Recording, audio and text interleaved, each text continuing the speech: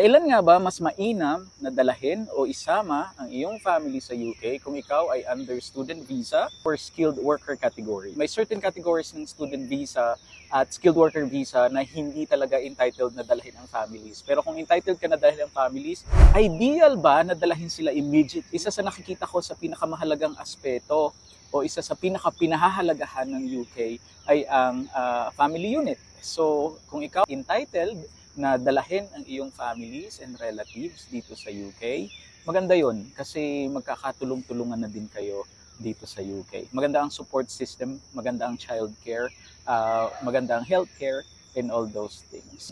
Kasi di ba tayo mga OFW gusto natin talaga makapag-ipon. Ang lahat ng ito, choice nyo pa rin kasi may mga kakilala naman ako under skilled worker category, yung iba nagsettle na at citizenship na, nandun pa rin sa Pilipinas yung kanilang family. Pero kung may chance, pinakamaganda talaga kasi yung sama-sama kayo. 'Di ba? Kaya ka rin nagsusumikap bilang OFWs because gusto mo ang ending is either makapagnegosyo o makapagpundar ng sapat para magkasama-sama na kayo.